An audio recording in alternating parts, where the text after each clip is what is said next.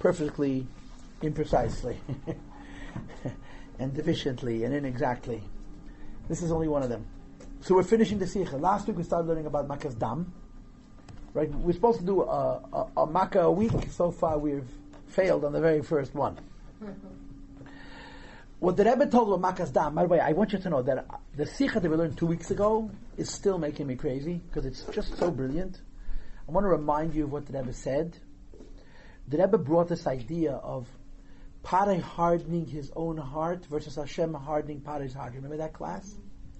So everybody assumes that in the beginning Parei hardened his own heart and at the end Hashem was hardening Parei's heart. The Rebbe shows in Rashi that they're not one after the other. They're not first Hashem Parei hardens his own heart and then Hashem hardens his heart, but they're concurrent. They're at the same time. There's two levels to Parei's heart being hardened from the beginning. Parei is hardening his heart till the end. Parei is hardening his heart, and from the beginning, the Eivishter is adding to that. In other words, the Eivishter is helping Parei to be. It's not. They're not concurrent. They're simultaneous. They're not one after the next. It's such a radical understanding of the Chumash. But once you hear the Rebbe say it, it actually makes so much sense in the Chumash, where Hashem's hardening Parei's heart is not when Parei's run out of stubbornness. It's the stubbornness of Parei goes throughout, from the beginning to the end, and the Eibishter is enhancing that stubbornness from the beginning. And it's very, very helpful in appreciating the if you will, the psychology of the story. That was 2 weeks ago. And last week we started learning about blood. And what we learned about blood is that Makkas Dam was unique, that it didn't develop over the course of the week. It lasted 7 days. But from the first moment, whatever the plague was going to be, it already was. Most of the plagues became worse as the week progressed. And the Rebbe argues that Makkas Dam wasn't that way. The first moment, the river turned to blood, the fish died, and they just stayed that way. So the question that the Rebbe raised was why it says the expression Vayimolei Shivas Yomim Achrei HaKodesh Hashem. The 7 days filled out after Hashem had smitten the river. And the question, of course, becomes, the milui of this makkah happened in the first minute. What's the significance of it filling out over 7 days? So the simple answer is that it lasted 7 days. It's true that at the first moment, whatever the makkah of blood was meant to achieve, it achieved, but it lasted for a week. But there's something else. And the something else is very, very important, and this is where we're holding. We're on page 37, second column by the Gimel. Okay? And this is Hebrew.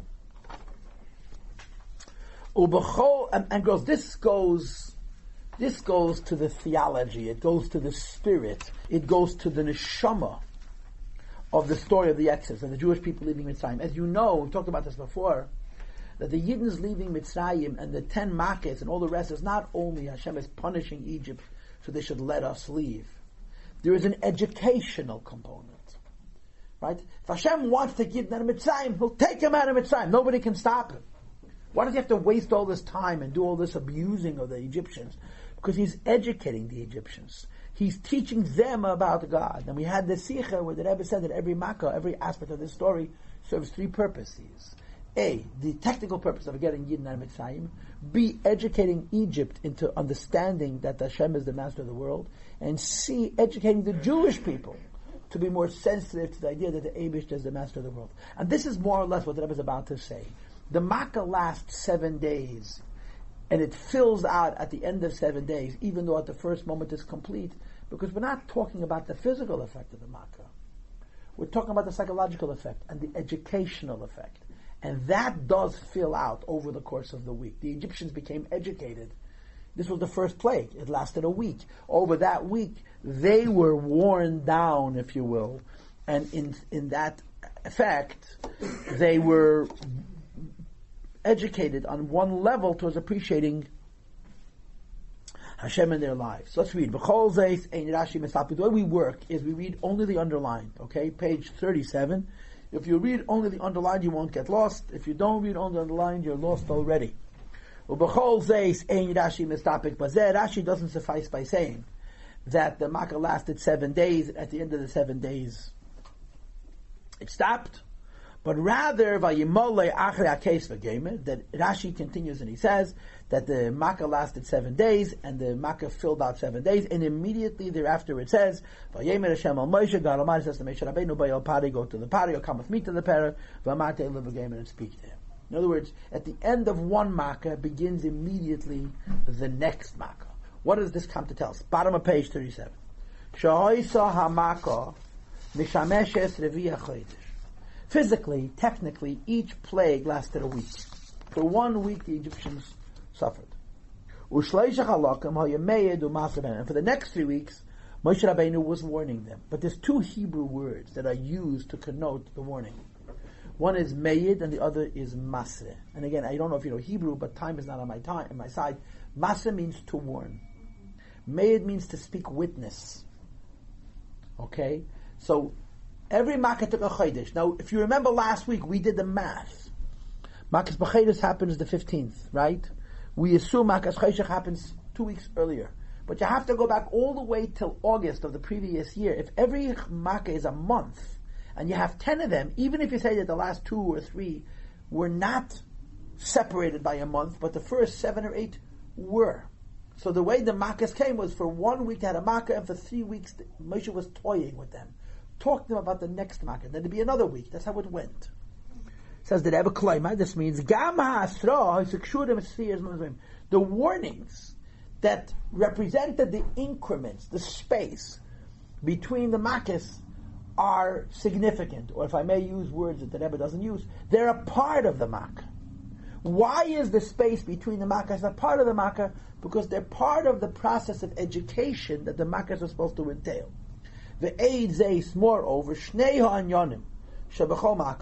the fact that each Makkah consisted of 2 different parts. Number 1, Shimusha Shel HaMakkah, which means the actual week when Egypt was plagued.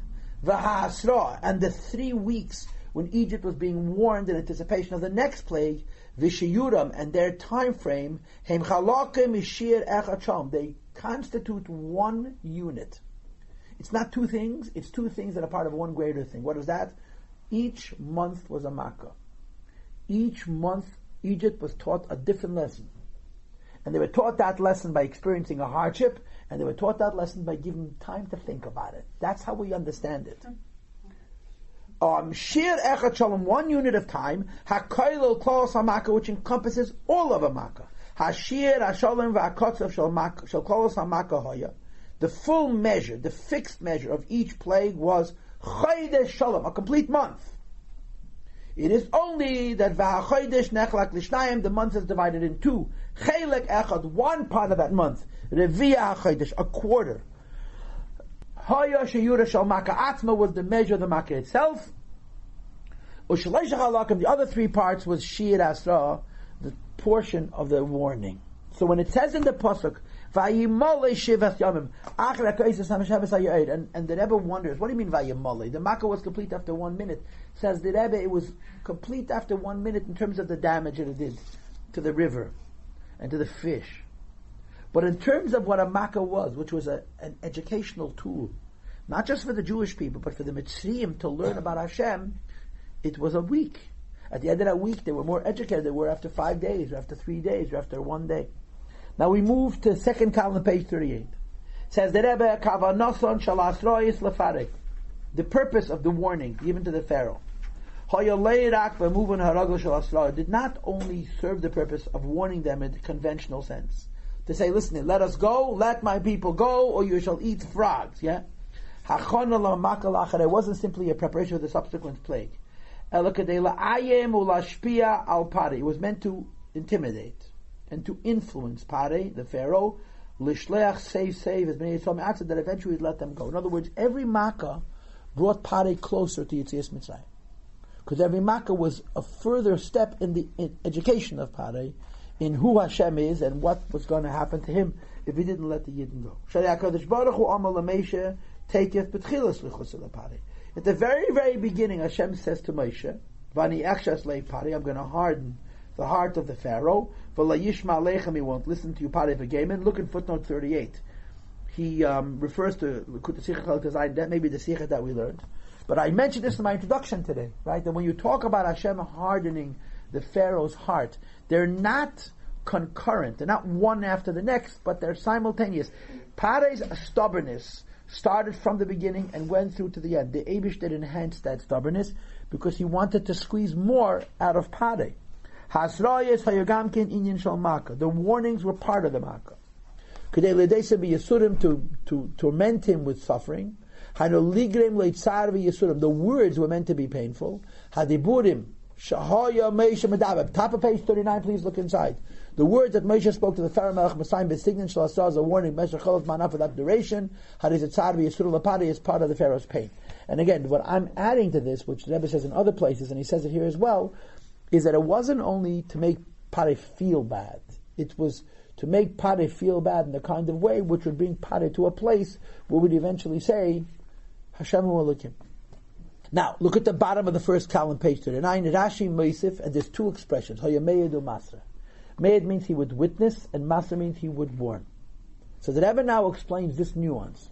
How come it says that for 3 weeks Moshe was warning the Pharaoh and saying witness? Hachiluk ben Meyed u Masra. What's the difference between warning somebody and saying witness? Hadar loshen edus. The word hadar, which is from the word witness, in Yonah means leidio legalis, to announce, to reveal. Something that already happened, or it will certainly happen in the future. A witness is something that either you saw, or that you prophetically know. Something you know for sure, you can say witness about. While the meaning of the word warning is lahazir, to warn, shabias hadavar tluya, that whether something will occur or not occur depends. On the conduct of the one who's being warned. If he does tshuva, doesn't sin, it won't happen. And if he won't do tshuva and he will sin, it will happen. In other words, how do punishments work? So the standard understanding of punishment, and this itself is controversial, but time is not on my side. The clocks have no hearts, as everybody knows. Is that it's bederach tivi. You do something stupid, you pay for it. Right? You do something righteous, you're rewarded for it. The payment for the stupidity and the reward for the righteous is part and parcel, is a byproduct of what you did. When you do something foolish and there's a boomerang and it hurts you, you did that. Yeah, Hashem punished you. Hashem didn't punish you, you punished yourself. It's a law of causality, it's a law of cause and effect. That's the meaning of hasra. It's a warning. If you do something bad, you will get hurt. Don't blame me. You did it to yourself. Hadar, witness, is something different. A witness is saying, I see this coming down the pike. We need to say, it really doesn't matter what you're going to do. This is coming. So the two Hebrew words that Rashi brings, Moshe comes to the Pharaoh, he says, Hadar. He says, I see what's going to happen to you if you don't let us go. And hasra means, if this happens to you, you could look in the mirror and blame yourself. There are two parts to the prediction the Makkas are going to come. One is that Pari is doing it to himself, and the other is that the Eibush is doing it to Pari. Moshe el Pari, page 39, second column, first full paragraph. In the words of Moshe to the Pharaoh, Hoshnei Asugim, in both of these ideas. Hadois, the witness, Hein Haidois, they're letting him know, Shei Onish Mevada, he will certainly be punished. Al Bilti Shalches Amisol, for not letting Jewish people go, because Moshe sees it happening. He sees the future, though it's happening already. While Hasrais Allah, when he's being warned, it means Im Moin Atol Shlech, if you refuse to let them go, you will have brought this on to yourself. So the two words Eidus and Hasra are two levels of the Eibishter's exacting punishment. Number one, you're doing it to yourself. Number two, the Eibishter is doing it to you. And based on this Sikha, where we discussed that Mataras HaAsrais, the meaning of the Makkas was not simply to punish, but the meaning of the Makkas was to educate. Move on Atam Shirashi Magdim Meid Lamasa. He first says say witness, and then he says to warn. Because when the Eibishter was warning the Pare, it was actually saying witness. In other words, they were written as a warning. If you won't let them go, I'm going to punish you. Nevertheless, Pare was not going to listen to them. They're not only warnings, they're also predictions for the future. The one who spoke to Pare, knew for sure that it was going to happen. In other words, every Makkah was a warning. And the meaning of the word warning is you're doing it to yourself. But every Makkah was a witness. And the meaning of the word witness is the Eibush has predetermined that this is going to happen to you. This was meant to enhance the warning. And in the context of the conversation that we're having, the way we're having it, it was meant to enhance the understanding that the Makkas were part of what Hashem was teaching Pari and teaching Mitzrayim. And the lessons that the Pari was supposed to learn, from the Makkas and the way they unfolded was not just to let the Jewish people go, but why he should let the Jewish people? Because he sees and experiences the presence of HaKadosh Baruch Hu in his life. Okay? So we're done. Finished the Sicha. And if I had to tell you in a word what we just did and why we repeated it, the last moment of the Makkah was different than the moment before, even though nothing changed on the ground, because it certainly changed how Pari and Mitzrayim looked at it. Okay?